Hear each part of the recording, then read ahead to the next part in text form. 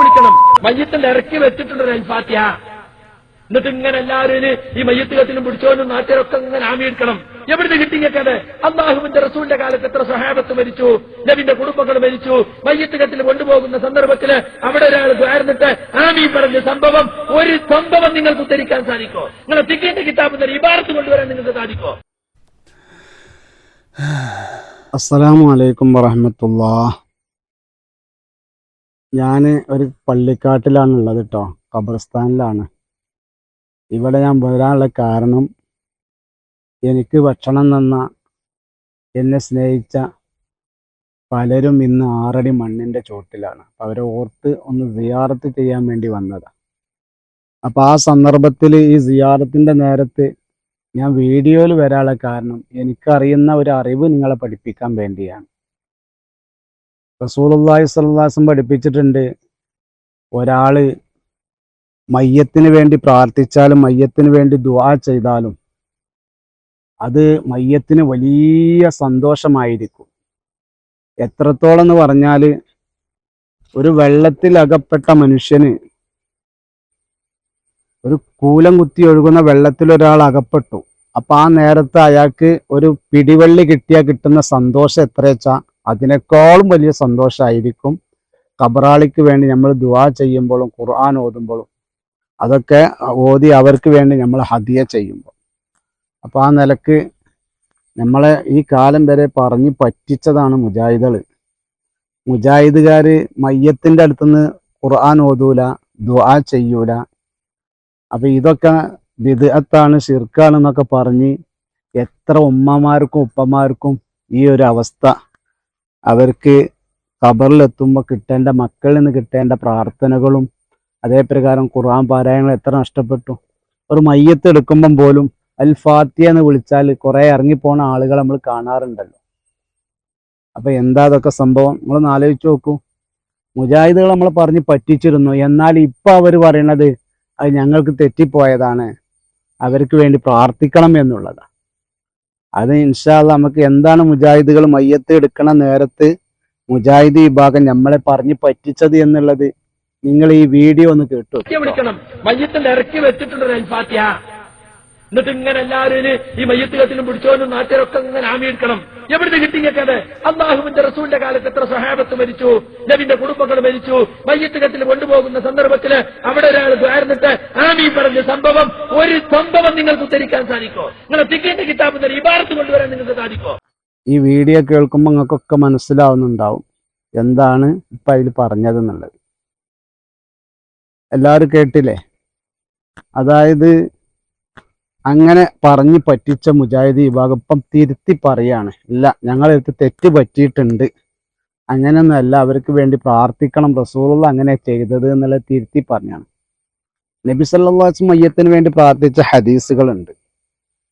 അബൂ സലമ റളിയല്ലാഹു അൻഹു വഫാത്തായപ്പോൾ നബി സല്ലല്ലാഹു അലൈഹി വസല്ലം പ്രാർത്ഥിച്ചിരുന്നു, വഫ്സലഹു ഫീ ഖബ്രി വനവ്വിർ ലഹു ഫീ എന്നൊക്കെ പറഞ്ഞിട്ട്, അദ്ദേഹത്തിന്റെ ഖബറിൽ പ്രകാശം ചൊരിയണേ, അദ്ദേഹത്തിന്റെ ഖബർ വിശാലമാക്കി കൊടുക്കണേ, ആ അബൂ സലമക്ക് നീ ദർജ ഏറ്റി കൊടുക്കണേ എന്ന് റസൂലുള്ളാഹി സ്വല്ലല്ലാഹു അലൈഹി വസല്ലം പ്രാർത്ഥിച്ചിട്ടുണ്ട്. അപ്പൊ അങ്ങനെയൊക്കെ ഉണ്ടായിട്ട് നമ്മളെ പറഞ്ഞ് പറ്റിച്ചൊക്കെയാണ് ഇപ്പൊ അവർ. അപ്പൊ ഇതാ ഹദർത്തുമുൽ മരീള അവിൽ മയ്യിത്ത ഫഖൂലു ഖൈറ അന്നൽ മലായിക്കത്ത യുഅമ്മിനൂന അലാ മാ തഖൂലൂൻ.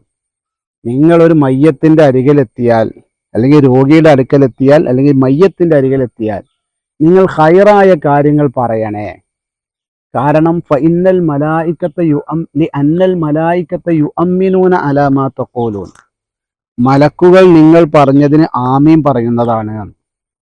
അപ്പൊ നമ്മൾ ഈ മയ്യത്തിന് വേണ്ടി പ്രാർത്ഥിക്കുമ്പോൾ സ്വർഗം കൊടുക്കണേ, അതൊക്കെയാണല്ലോ ഖൈറായത് എന്ന് പറഞ്ഞത്. മയ്യത്തിന് വേണ്ടി ഖൈറായത് പറയാൻ എന്താ? മയ്യത്തിന് പുറത്തു കൊടുക്കണേ, മയ്യത്തിന് സ്വർഗം കൊടുക്കണേ എന്ന് പറഞ്ഞ ഖൈറാണല്ലോ. അപ്പൊ ഈ ഒരു കാര്യം പറയുമ്പോൾ മലക്കള് അതിന് ആമീൻ പറയുന്ന ഹദീസിലുള്ളത്.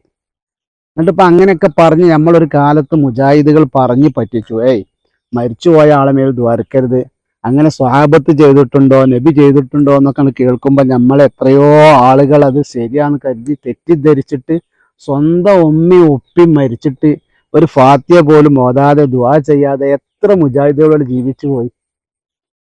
അങ്ങനെ എത്ര മുജാഹിദുകൾ ജീവിച്ചു പോയിട്ടുണ്ട്.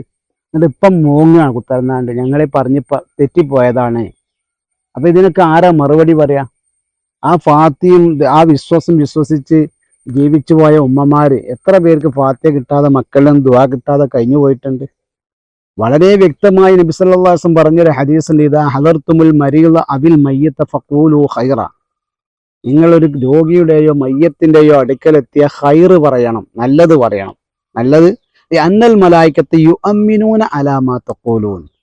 നിങ്ങൾ പറയുന്നതിന് ആമീൻ പറയാൻ നമ്മൾ കാണാത്ത മലക്കുകൾ അവിടെ ഉണ്ടാകും, അവർ ആമീൻ പറയും എന്നുള്ളതാണ്. അപ്പൊ ആ നിലക്ക് നമ്മളെ ഇക്കാലം വരെ മുജാഹിദുകൾ പറഞ്ഞ് പറ്റിക്കുകയായിരുന്നു എന്നുള്ളത് കണ്ടില്ലേ. ഇപ്പൊ വേറൊരു മുജാഹിദ് നിന്ന് മോങ്ങുന്ന ഈ വീഡിയോ എല്ലാവരും അദ്ദേഹത്തിന്റെ ഖബറിൽ നീ വിശാലമാക്കി കൊടുക്കണേ, അദ്ദേഹത്തിന്റെ ഖബറിൽ നീ പ്രകാശം ചൊരിയണേ, അബൂസലമത്തിന്റെ ദറജ നീ ഏറ്റിക്കൊടുക്കണേ, അബൂസലമത്തിന് പുറത്തു കൊടുക്കണേ എന്നിങ്ങനെ അബൂസലമത്ത് റളിയല്ലാഹു തആല അൻഹു വഫാത്തായപ്പോ അല്ലാഹുവിന്റെ റസൂൽ ആ മയ്യിത്തിന് വേണ്ടി ദുആ ചെയ്യുന്നു. ഇതല്ലേ റസൂൽ പഠിപ്പിച്ചത്? രോഗിയുടെ അരികിൽ ഹാജരായാലും ദുആ ചെയ്യണം, മയ്യത്തിന്റെ അരികിൽ ഹാജരായാലും ദുആ ചെയ്യണം. കാരണം ആ രണ്ടു നേരത്തും നമുക്ക് ദുആ ചെയ്യുമ്പോ ആമീൻ പറയാൻ നമ്മൾ കാണാത്ത മലക്കുകളുണ്ട്. കേട്ടില്ലേ? അപ്പൊ എന്താ ഇതിനൊക്കെ പറയാ? ഇന്ന് പറഞ്ഞതല്ല നാളെ പറയാ, നാളെ പറഞ്ഞതല്ല മറ്റന്നാളെ പറയാ. ഓന്തുപോലെ മാറുകയാണ് വഹാബികൾ. ഇതാണ് അവസ്ഥ. അല്ലാഹു തആല ഈ കബറാളികൾക്കൊക്കെ പൊരുത്തപ്പെട്ടു കൊടുക്കട്ടെ. നമുക്ക് ഭക്ഷണം തന്നവർ, നമ്മെ സ്നേഹിച്ചവരൊക്കെ ഇവിടെ അന്ത്യവിശ്രമം കൊള്ളുന്നുണ്ട്. അള്ളാഹു എല്ലാവർക്കും മഗ്ഫിറത്തും മർഹമത്തും നൽകി അനുഗ്രഹിക്കട്ടെ. അപ്പോൾ പ്രിയമുള്ളവരെ, നമുക്ക് വീണ്ടും കാണാം. എല്ലാവരും ഈ ചാനൽ ഒന്ന് സബ്സ്ക്രൈബ് ചെയ്യണേ. നമുക്ക് വീണ്ടും ഇതുപോലത്തെ നല്ല നല്ല അറിവുകളുമായിട്ട് വീണ്ടും കണ്ടുമുട്ടണം.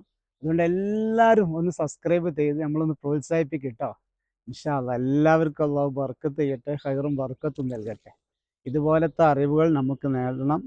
അതിനു വേണ്ടി എല്ലാവരും സപ്പോർട്ട് ഒന്ന് സബ്സ്ക്രൈബ് ചെയ്ത് എല്ലാവരും ഒപ്പം കൂടണേ. അസ്സലാമു അലൈക്കും.